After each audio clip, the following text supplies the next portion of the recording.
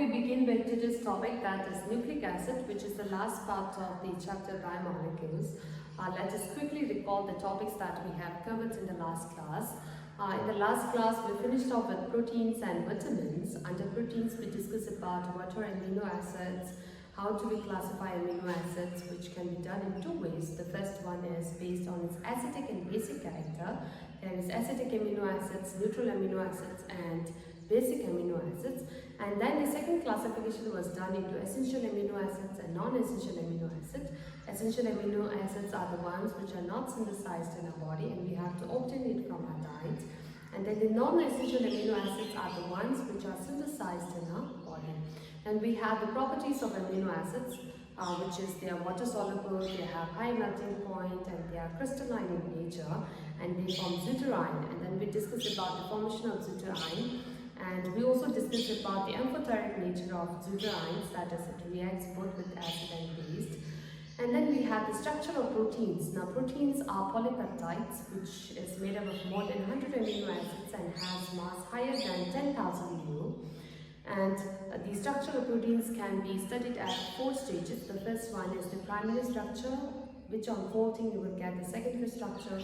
The secondary structure on folding you will get the tertiary structure, and when many tertiary units come together, you get the quaternary structure.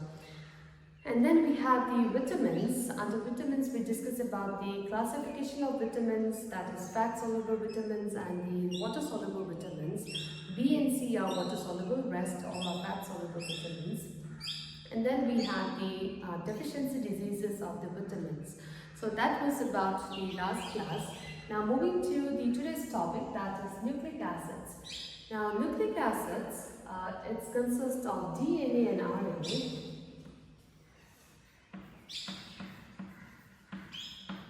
And RNA. Now, DNA and RNA are the chemicals which are responsible for the genetic makeup of an organism. And DNA and RNA both are found in chromosomes. And chromosomes are found in nucleus of a cell.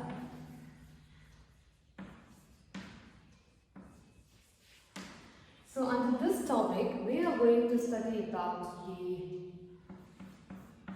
components of nucleotides. And these nucleotides combine together to give you the DNA and RNA. So DNA and RNA are polynucleotides. So we are just going to discuss about what are the components of a nucleotide and how does these nucleotides combine together to form a polynucleotide.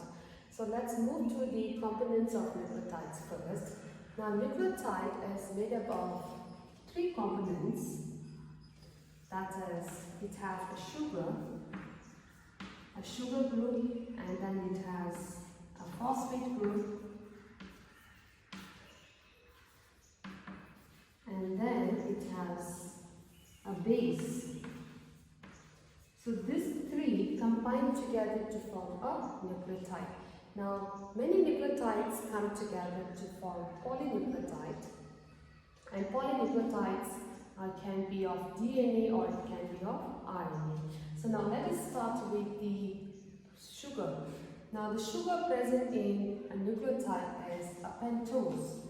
That is, it has 5 carbon atoms.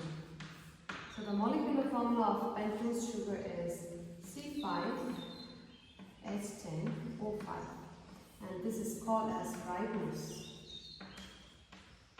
Now let us first look at the structure of ribose. We first have to know the Hammond structure of the ribose sugar, then we can easily write down the structure of a nucleotide. So ribose sugar has the molecular formula of C5H10O5. Now C5H10O5, first let's write down the open structure, then we will write down the cyclic structure and then the Hammond structure. So in the case of this, we have C5 in a single chain, 1, 2, 3, 4 and 5 carbon atoms. The first one carries an aldehyde, that is, it is an aldopentose. 5 carbon atoms with an aldehyde group. And then you have the primary alcohol on the last carbon atom. And you have OH, H, OH, H, OH and H. Now this is the open structure of ribose. Now just like we have studied in glucose, now what happens is the alcohol on the 4th carbon atom, this is your 1st, 2nd, 3rd, 4th and 5th. Now the alcohol on the OH on the 4th carbon atom will react with the aldehyde of the 1st carbon atom and it forms a hemiacetal compound. So it results in the formation of a cyclic structure. Now for that, this oxygen carries a 2 lone pair of electrons and this double bond will shift. O will get a negative charge and the C will have a positive charge. Now this O with the lone pair of electrons will come and attack this carbon atom and O will have a positive charge. Now for that, this hydrogen will leave and this hydrogen will go and attack this oxygen atom. So you will get a cyclic structure. 1, 2, 3, 4, 5. We have a primary alcohol. Now this will form a bond with the 4th carbon atom to this oxygen atom, and you will have OH, H, and then have OH, H, OH, H, and H. Now this is the cyclic structure of ribose.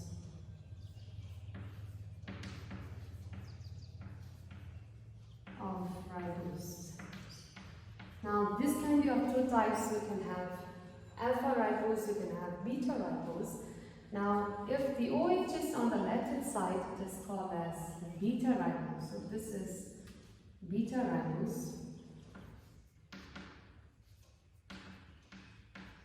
And if the OH is on the right hand side, then it will be called as alpha ribose.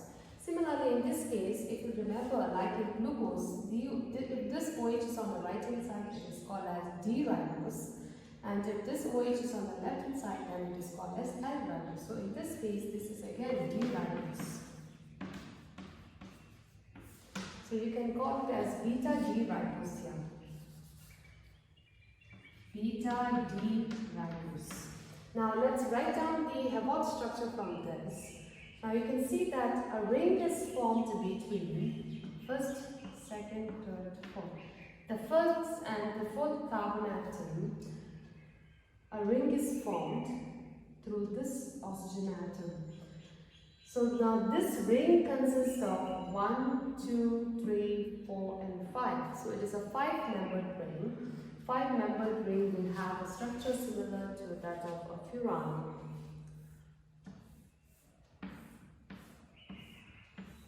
Now this is your 1st carbon, 2nd carbon, 3rd, 4th, and you will have the 5th carbon here. Now let us look at the 1st carbon atom. You have OH on the right hand side. So whatever is on the right will come at the bottom. So H, and you will have OH on the top. And then this OH will come at the bottom because it is on the right hand side. And this H will go at the top. And then you will have again this OH at the bottom, and then this is H, and then you have the H, and this CH2OH will always come at the top, CH2OH. Now this is the structure of ribose. Okay, this ribose sugar is present in RNA. That's why it is called as ribonucleic acid.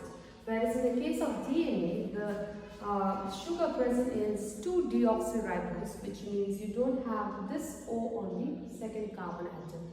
So that's the difference between the structure of sugar in RNA and DNA. In RNA, you have OH on the 2nd carbon atom, whereas in the case of DNA, there is no O on the 2nd carbon atom. So I will write it and show it. Before that, let us have a look at the structures of the ribose sugar. Now in the case of open structure, you have 5 carbon atoms in a straight chain.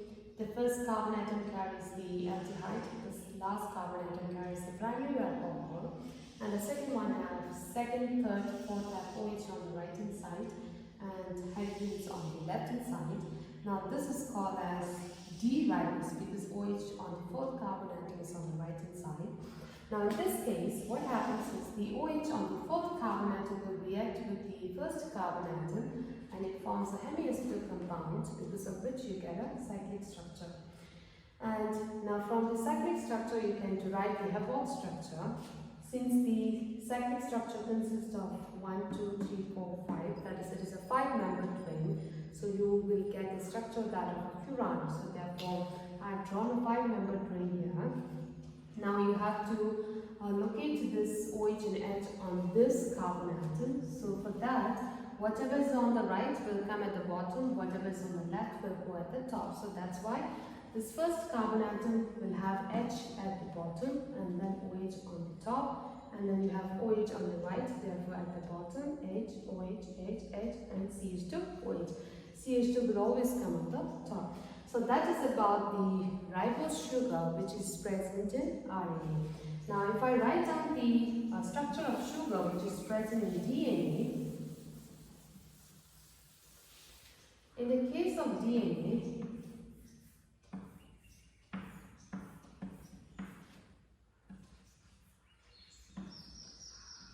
everything is same, only thing is you have a hydrogen on the second carbon atom.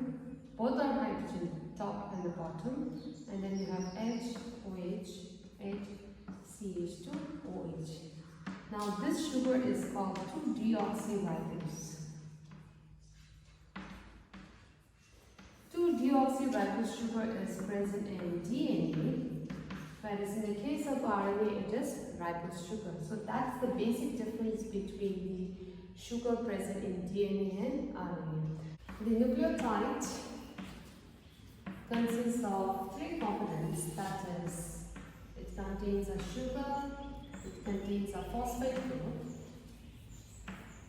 and it contains a base.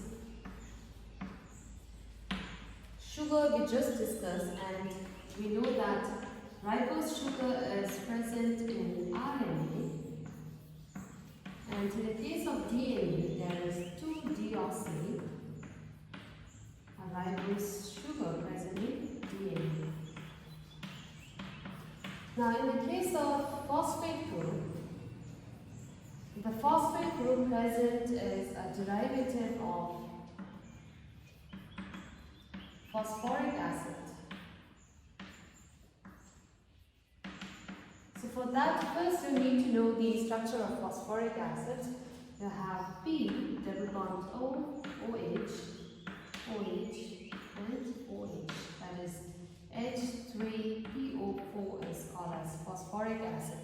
Now in the case of phosphate group which is present in DNA and RNA, instead of one of this hydrogen atom, R group is present. So that is phosphoester group is present in the case of DNA and RNA. Now about the base, there are different types of bases present. The first one is adenine, right? Adenine, and then you have guanine, and then there is cytosine, thymine, and uracil.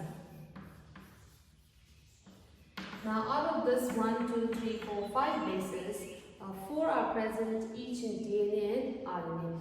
The 4 types of bases which is present in DNA is, there is adenine, there is thymine, guanine and cytosine, whereas in the case of RNA, the 4th type of bases present is adenine, uracil, guanine and cytosine. Now you can see the difference here. In the case of DNA, there is thymine, whereas in the case of RNA, uracil is present in place of thymine. And according to the base pairing rule, adenine will pair only with thymine in the case of DNA, and in the case of RNA, adenine will pair with uracil in RNA. So rest, guanine will pair with cytosine. So So adenine with thymine in the case of DNA, adenine with uracil in the case of RNA, and guanine will always pair with cytosine. So that's about the bases. Now let us look at the structures of these different types of bases. So these are the structures of different types of bases which are found in DNA and RNA. Now in order to remember the structures of these bases, first we need to know the structure of purines and pyrimidines, because adenine and guanine are the derivatives of purines, and cytosine, thymine, uracil are the derivatives of pyrimidine. So for that, first let me write down the structure of purines and we will compare these structures with the purine. So purine has a 6-membered ring and a 5-membered ring, and it contains one nitrogen here, second nitrogen here, and then a 5-membered ring which has a nitrogen atom here and then this nitrogen, and it has alternate double bond and this double bond. And when you look at the nitrogen atom, each of them carries 3 bonds, so 1, 2, 3, and this carries 1, 2, 3. This nitrogen carries 1, 2, 3, but this nitrogen carries only 1, 2 bond, so one hydrogen atom will be present on this nitrogen. This is the structure of purines. Now if you compare the structure of adenine and guanine with that of purine, you will see that the base structure is same. Only thing is there is presence of NH2 in the case of adenine on this carbon atom. This is the structure of adenine, whereas in the case of guanine, you will see that in place of the NH2, you have C double bond O, and this carbon will have now 1, 2, 3, 4 bond. So that's why this double bond is missing from this structure. If you write down the double bond, then this carbon will have 5 bond, which is not right. Therefore, this double bond has been removed, but in order to for the nitrogen to have 3 bonds, one hydrogen atom is written on the nitrogen. And this carbon carries a NH2, whereas there is no NH2 on this carbon atom in the case of adenine. So that is the structure of guanine. Look at the difference in the structure of this. The base structure is same. Okay.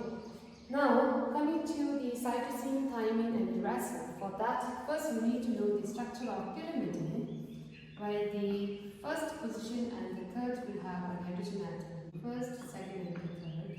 And then you have the alternate bond. So this is the structure of pyrimidine. Now compare the structure of pyrimidine with that of cytosine, thymine and uracil.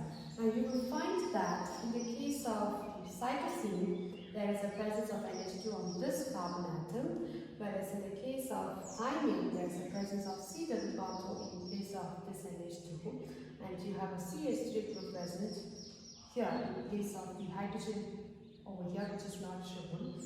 Now in the case of uracil, the double bonds O are retained. Only thing is this is removed, CH3. So that is the structure of uracil. So that's how you must remember these different structures of these different bases. Now let us move to the formation of nucleotide. How does the sugar combines with phosphate and base to form a nucleotide?